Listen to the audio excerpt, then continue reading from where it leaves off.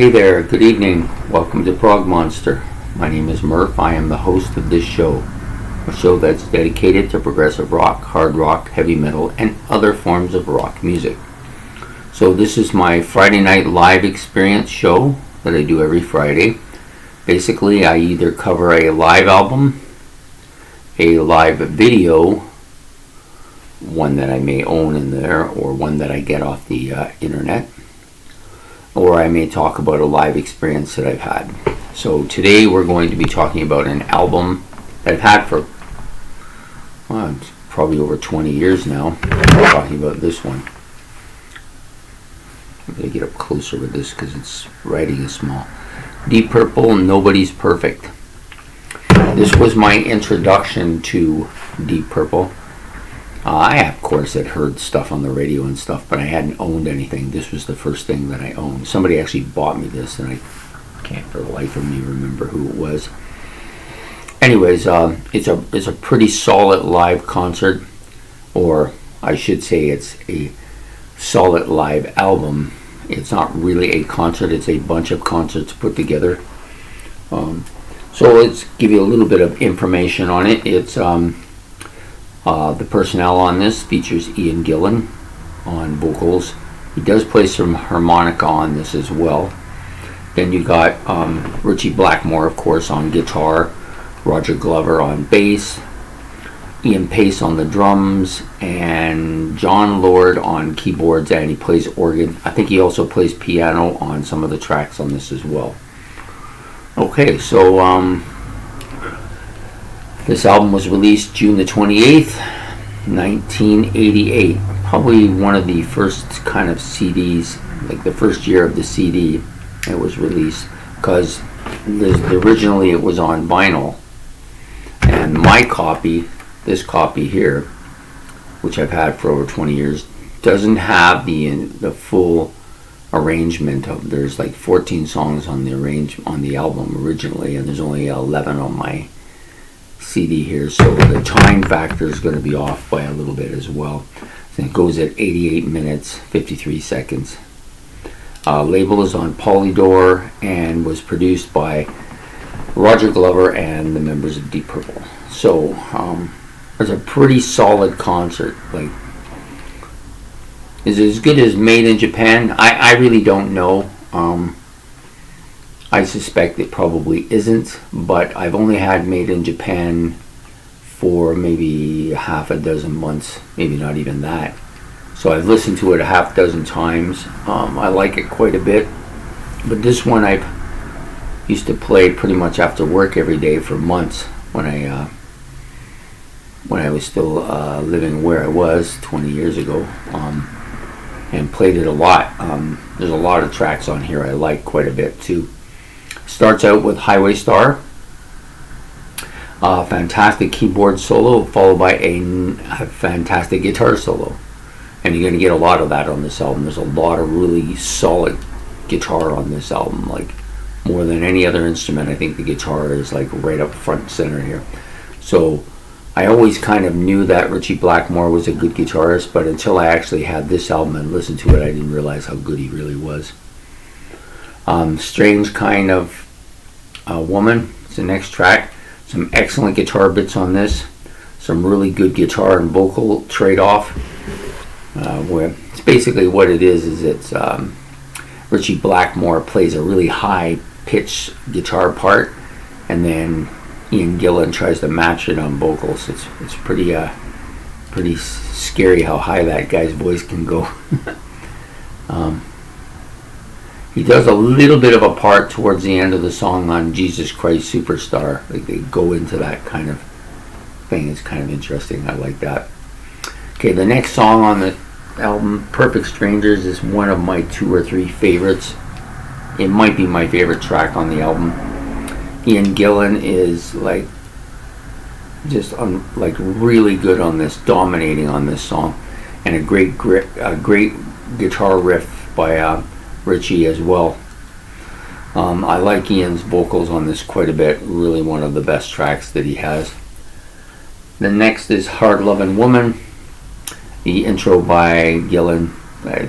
He's bantering back and forth with the audience. That's all. Um, Knocking at Your Back Door. This is one of the better tracks. It's not a song that I really overly like by them, but I like this live version. They do a lot of stuff on it. That piano intro was so good, and it adds so much atmosphere to the album. And he does these little bit of what do they call it, vaudeville and big band parts from vaudeville. I don't even know what it's called. I've heard it many times. You'll know it when you hear it. It just does it so well too. And it gives a lot of atmosphere to this song. The next song up is Child in Time, which is my favorite Deep Purple song, but I still think I like Perfect Strangers more on this particular album. Gillan's best vocals on the album, I think, are this one. His screams are the best. His screams are so good on this. Keyboard solo and guitar solo are among my favorites on the album as well. Then we come to the song Lazy. Some really heavy distorted guitar at the beginning, at the intro into the song. I don't know how long it lasts, maybe half a minute or maybe a little more, maybe a minute. I can't quite remember, but such a good track. Then we go to Black Knight. There's a very kind of iconic bass riff that you hear from this that I like. Really, it's probably my favorite bass part on this album. What else we got here? Woman from Tokyo. Fantastic vocals, great guitar, and they towards the end of the song they cut into this Buddy Holly thing and do a little Buddy Holly thing, which is kind of neat. I think he does a good version of Buddy Holly too. He's pretty solid. Then they end the concert with Smoke on the Water, of course. Not one of my favorite tracks. It's probably overkill. That's just don't really feel like listening to it anymore. But then they come back and they don't come back, but they do play one more track, which is Hush, which I like quite a bit. There's a rooster crowing at the beginning, and then heavy bass riff on this as well, which I like a lot. So really, really good, solid live album, or live cuts if you prefer. Some people don't think it's really a live album unless they're actually playing it live and they record it live. But all these parts were live, played live, and recorded live. But then they edited in the studio to cut what they wanted and just upgrade it and stuff like that. But it's still a great album. Like I said, I don't know if